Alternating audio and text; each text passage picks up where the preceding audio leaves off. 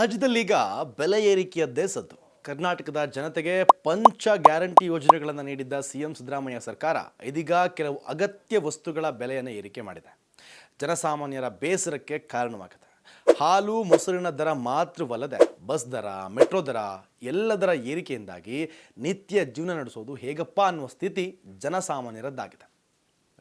ಇದರ ಮಧ್ಯೆ ವಿದ್ಯುತ್ ಶುಲ್ಕ ಹೆಚ್ಚಳವು ಗಾಯದ ಮೇಲೆ ಬರೆಯನ್ನು ಎಳೆದಂತಾಗಿದೆ.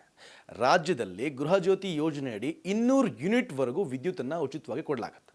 ಆದರೂ ಇದಕ್ಕಾಗಿ ಹಲವು ನಿಯಮಗಳನ್ನು ಅನ್ವಯಿಸಲಾಗುತ್ತೆ. ಇನ್ನು ಬೇಸಿಗೆ ಕಾಲದಲ್ಲಿ ಬೇರೆ ಋತುಗಳಿಗಿಂತ ವಿದ್ಯುತ್ ಬಿಲ್ ಹೆಚ್ಚಾಗಿಯೇ ಬರೋದ್ರಿಂದ ವಿದ್ಯುತ್ ಶುಲ್ಕ ಹೆಚ್ಚಳವು ಜನರ ಜೇಬಿನ ಮೇಲೆ ನೇರ ಪರಿಣಾಮವನ್ನು ಉಂಟು ಮಾಡುತ್ತೆ. ಈಗ ನಿಮ್ಮನೆ ವಿದ್ಯುತ್ ಬಿಲ್ ಕಡಿಮೆ ಬರೋದಕ್ಕೆ ಒಂದಿಷ್ಟು ಟಿಪ್ಸ್ ಕೊಡ್ತೀನಿ, ವಿಡಿಯೋನ ಪೂರ್ತಿ ನೋಡಿ.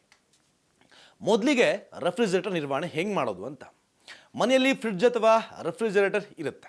ದಿನ 24 ಗಂಟೆಯೂ ಕಾರ್ಯನಿರ್ವಹಿಸುತ್ತೆ.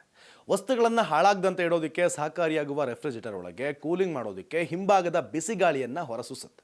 ಆದರೆ ಇದನ್ನು ಗೋಡೆಗೆ ಅಂಟಿಸದಂತೆ ಇಟ್ಟಾಗ ಫ್ರಿಡ್ಜ್ನ ಕೂಲಿಂಗ್ ದಕ್ಷತೆ ಕಡಿಮೆ ಆಗುತ್ತೆ.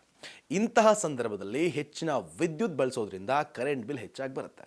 ಇದನ್ನು ತಪ್ಪಿಸೋದಕ್ಕೆ ಮನೆಯಲ್ಲಿ ಫ್ರಿಡ್ಜ್ ಇಡುವಾಗ ಗೋಡೆ ಹಾಗೂ ಫ್ರಿಡ್ಜ್ ನಡುವೆ ಅಂತರವಿರುವಂತೆ ನಿಗಾವಹಿಸಿ.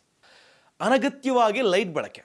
ಮನೆಯಲ್ಲಿ ಕತ್ತಲಿರಬಾರ್ದು ಅನ್ನುವ ಕಾರಣಕ್ಕೆ ಅಥವಾ ಎಲ್ಲೆಡೆ ಬೆಳಕು ಇರಲಿ ಅನ್ನುವ ಕಾರಣದಿಂದ ಹಲವು ಮನೆಗಳಲ್ಲಿ ಸದಾ 0 ವ್ಯಾಟ್ ಇಲ್ಲವೇ 5 ವ್ಯಾಟ್ ಬಲ್ಬನ್ನು ಬಳಸ್ತಾರೆ. ಒಂದು ಮನೆಯಲ್ಲಿ ಈ ರೀತಿಯ ಕನಿಷ್ಠ 5 ಬಲ್ಬ್ ಬಳಸಿದ್ರು ಗಂಟೆಗೆ 25 ವ್ಯಾಟ್ ವಿದ್ಯುತ್ ವ್ಯರ್ಥವಾಗುತ್ತೆ.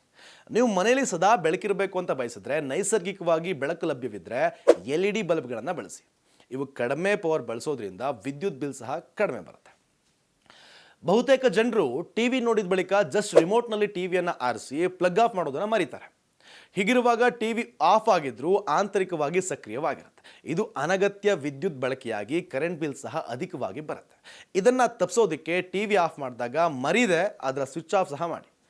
ಅಥವಾ ನೀವು ಸ್ಮಾರ್ಟ್ ಟಿವಿ ಬಳಸ್ತಾ ಇದ್ರೆ ಇಕೋ ಮೋಡ್ ಬಳಸಿ. ಇದು ಕಡಿಮೆ ವಿದ್ಯುತ್ತನ್ನು ಬಳಸುತ್ತೆ. ಇನ್ನು ಮೊಬೈಲ್ ಚಾರ್ಜಿಂಗ್. ಟಿವಿ ಅಂತೆ ಮೊಬೈಲ್ ಚಾರ್ಜ್ ಮಾಡಿದ ನಂತರವೂ ಚಾರ್ಜರ್ ಪ್ಲಗ್ ಆಗಿಯೇ ಇರುತ್ತೆ, ಜೊತೆಗೆ ಸ್ವಿಚ್ ಆಫ್ ಸಹ ಆಗಿರೋದಿಲ್ಲ.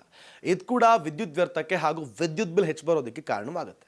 ಇದನ್ನು ತಪ್ಪಿಸೋದಕ್ಕೆ ಚಾರ್ಜ್ ಮಾಡಿದ ಕೂಡಲೇ ವಿದ್ಯುತ್ ಚಾರ್ಜರನ್ನು ತೆಗೆದುಬಿಡಿ. ಇನ್ನು AC ಬಳಕೆ. ACಯನ್ನು ಸರಿಯಾದ ರೀತಿಯಲ್ಲಿ ಬಳಸಿದ್ರೂ ಸಹ ನಿಮ್ಮ ವಿದ್ಯುತ್ ಬಿಲ್ ಬಹುಮಟ್ಟಿಗೆ ಕಡಿಮೆಯಾಗುತ್ತೆ. ಬೆಂಗಳೂರಿನಂತಹ ವಾತಾವರಣ ಇರುವಲ್ಲಿ ACಯ ತಾಪಮಾನ 24ರಿಂದ 26 ಡಿಗ್ರಿ ಸೆಲ್ಸಿಯಸ್ಗೆ ಹೊಂದಿಸಿ ಸೀಲಿಂಗ್ ಫ್ಯಾನನ್ನು ಇರುವ AC ಬಳಸಿದ್ರೆ ಇದು ರೂಮಿನ ತುಂಬ ವೇಗವಾಗಿ ತಂಪನ್ನು ಹರಡುತ್ತೆ. ಜೊತೆಗೆ 1-2 ವಾರಕ್ಕೊಮ್ಮೆ ಫಿಲ್ಟರ್ನ ಸ್ವಚ್ಛಗೊಳಿಸಿ ಕನಿಷ್ಠ 3-4 ತಿಂಗಳಿಗೊಮ್ಮೆ AC ಸರ್ವಿಸ್ ಮಾಡಿಸಿ. ಇದರಿಂದ AC ಹೆಚ್ಚು ವಿದ್ಯುತ್ತನ್ನು ತಗೊಳ್ಳೋದನ್ನು ಕಡಿಮೆ ಮಾಡ್ಬೋದು. ಇದು ನಿಮ್ಮ ಮನೆಯ ವಿದ್ಯುತ್ ಬಿಲ್ ಕಡಿಮೆ ಬರೋದಕ್ಕೆ ಮಾಡಬೇಕಾದಂತಹ ಒಂದಷ್ಟು ನಾರ್ಮಲ್ ಟಿಪ್ಸ್.